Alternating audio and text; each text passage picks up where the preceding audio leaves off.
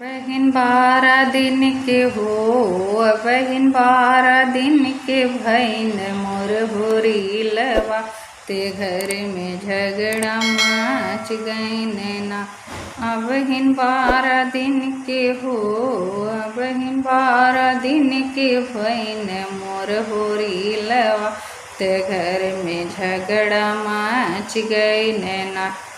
वही घर ही में हो, वही घर ही में सासु बयरिनिया त झगड़ा मचाई देनी ना। वही घर ही में हो, वही घर ही में सासु बयरिनिया त झगड़ा मचाई देनी ना। सासु समझ जिन कमजोर बाट नहीं हरेक जोर, सासु समझ जिन कमजोर बाट नहीं हरेक जोर।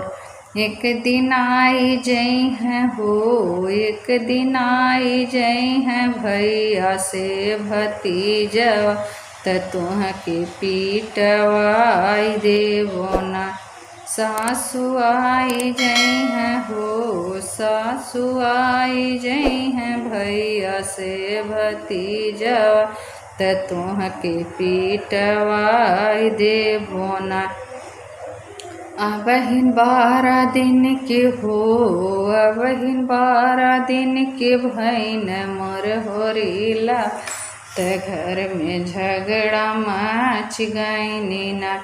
बहिन 12 दिन के हो, बहिन 12 दिन के भैन मोर होरीलवा ते घर में झगड़ा मच गईन ना।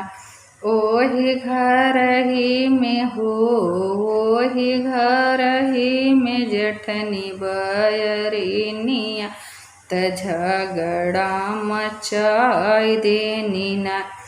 ओही घर ही में हो, ओही घर ही में जेठनी बयरिनिया त झगड़ा मचाई देनी ना। जेठनी समझ जिन कमजोर हुआ नहीं हरेक जोर, जेठनी समझ जिन कमजोर बाट नहीं हरेक जोर। एक दिन आई जई हैं हो, एक दिन आई जई हैं भैया से भतीजवा कमरिया तोरवाई देबना।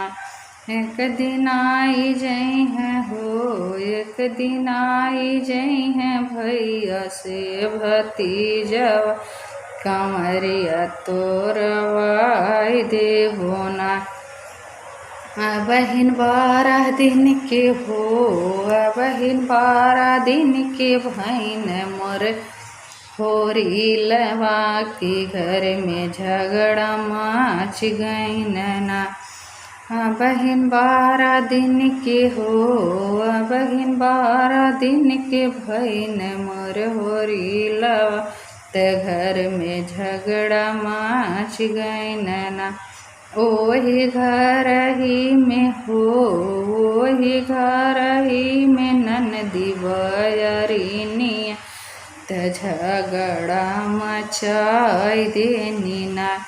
ओही घर ही में हो, ओही घर ही में ननदी बयरिनिया त झगड़ा मचाई देनी ना। ननदी समझ जिन कमजोर बाटे नहीं हरेक जोर, नंदी समझ जिन कमजोर हम नहीं हरेक जोर। एक दिन आई जई हैं हो, एक दिन आई जई हैं भैया से भतीजवा ससुर में पठवाई देबो ना।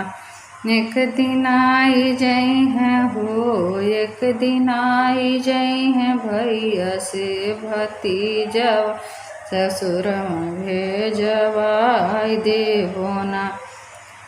अबहिन 12 दिन के हो, अबहिन 12 दिन के भैन मोर होरी लवात, घर में झगड़ा माच गईनी ना।